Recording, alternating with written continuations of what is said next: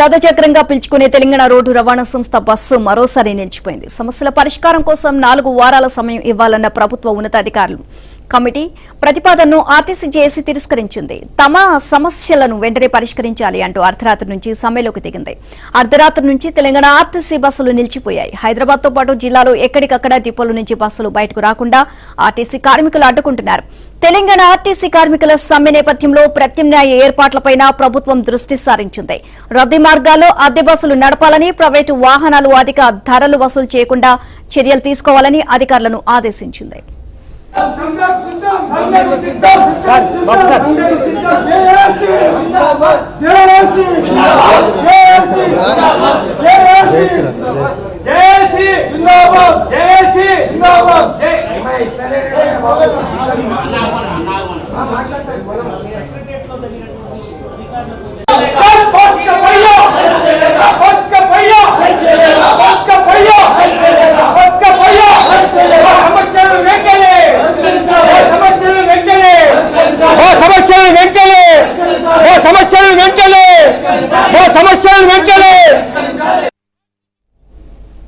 ఇదే అంశానికి సంబంధించి మరిన్ని అప్డేట్స్ మక్స్పోనే నుమాన్ అడిగి తెలుసుకుందాం. జేపీఎస్ బస్ స్టాండ్ వద్ద ఉన్నారు.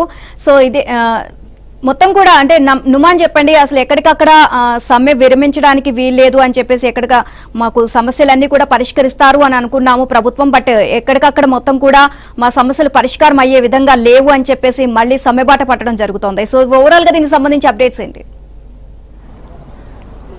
ఎస్ నీలిమ, ఇటు తెలంగాణలో ప్రగతి రథచక్రాలైనటువంటి ఆర్టీసీ బస్సుకు బ్రేక్ పడింది. సో నిన్న అర్ధరాత్రి నుంచి ఆర్టీసీ కార్మికులు ఆ సమ్మెలోకి దిగినటువంటి పరిస్థితి. ప్రధానంగా తమ డిమాండ్లు 32 డిమాండ్లతో డిమాండ్లు పరిష్కరించకపోవడంతో ప్రస్తుతం ఆర్టీసీ కార్మికులు సమ్మెలోకి దిగినటువంటి సిచ్యువేషన్ ఉంది. ఈ నేపథ్యంలో ఇటు రాష్ట్ర వ్యాప్తంగా బస్సులన్నీ కూడా డిపోలకే పరిమితమయ్యాయని చెప్పవచ్చు. సో ప్రధానంగా ఏదైతే నిన్న సెక్రటరియట్లో ఆర్టీసీ జేఏసీ నేతలతో కమిటీకి జరిగినటువంటి చర్చలు విఫలం కావడంతో ఆర్టీసీ కార్మికులందరూ కూడా అంటే తెలంగాణ రాష్ట్ర వ్యాప్తంగా మొత్తం కూడా దాదాపు 28,000 మంది ఆర్టీసీ ఉద్యోగులు ఉన్నారు. సో వీరంతా కూడా సమ్మెలో పాల్గొన్నటువంటి పరిస్థితి ఉందని చెప్పొచ్చు. ఈ నేపథ్యంలో ఇటు ఎఫెక్ట్ అయితే చాలా స్పష్టంగా కనిపిస్తుందని చెప్పొచ్చు. సో ముఖ్యంగా ఇటు హైదరాబాద్ నగరంలో ఉన్నటువంటి అన్ని డిపోలు దాదాపు 28 డిపోలు ఉన్నాయి. సో ఏ డిపో నుంచి కూడా హైదరాబాద్ నగరంలో గ్రేటర్ హైదరాబాద్ పరిధిలో ఏ డిపో నుంచి కూడా బస్సులు బయటకు రాలేనటువంటి పరిస్థితి. కేవలం ప్రైవేట్ బస్సులు మాత్రమే తిరుగుతున్నాయి. అంటే 100 బస్సుల్లో కేవలం ఒక 10 బస్సులు మాత్రమే ఏదైతే ప్రైవేట్ బస్సులు ఉంటాయి. సో ఈ నేపథ్యంలో మొత్తం కూడా ఇటు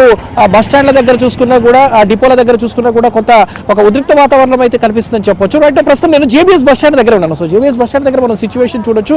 పూర్తిగా బందోబస్తులు, పోలీస్ బందోబస్తును ఏర్పాటు చేశారు. సో బస్ స్టాండ్ లోపల కూడా ఏదైతే ఇటు జేబీఎస్ బస్ స్టాండ్ కానివ్వండి, ఎంజీబీఎస్ బస్ స్టాండ్ కానివ్వండి, సో ప్రధానమైనటువంటి బస్ స్టాండ్లుగా ఉన్నాయి. మొత్తం కూడా నిత్యం కూడా దాదాపు లక్షలాది మంది ప్రయాణికుల రాకపోకలతో రద్దీగా ఉండేటటువంటి ఏదైతే బస్ స్టాండ్లు. సో మొత్తం కూడా డిపోల నుంచి బస్సులు రాకుండా ఎక్కడెక్కడ అడ్డుకుంటున్నటువంటి పరిస్థితి. సో ఒకంత బస్సులను అడ్డుకునేటటువంటి క్రమంలో ఇటు ఏదైతే ఇటు ప్రైవేట్ బస్సుకు సంబంధించినటువంటి డ్రైవర్లకు, అదేవిధంగా ఇటు ఆర్టీసీ కార్మికులకు మధ్య కూడా వాగ్వాదము, కొంత ఉద్రిక్తత కూడా చోటు చేసుకున్నటువంటి సిచ్యువేషన్ అయితే ఉందని చెప్పొచ్చు. సో ఎంజీబీఎస్ బస్ స్టాండ్ దగ్గర కూడా పెద్ద ఎత్తున ఏదైతే ఇటు జేఏసీ నేతలు ధర్నాకు పిలుపునిచ్చారు. 9 గంటలకు ఇటు ఆర్టీసీ జేఏసీ నేతలందరూ కూడా ఎంజీబీఎస్ బస్ స్టాండ్ దగ్గర ఆందోళనకు దిగడానికి పెద్ద ఎత్తున కూడా కార్యక్రమాన్ని ఏర్పాటు చేసుకున్నారు. ఇక జేబీఎస్ బస్ స్టాండ్ దగ్గర చూసుకుంటే మనం ఏబీఎస్ స్క్రీన్లో చూస్తున్నాము.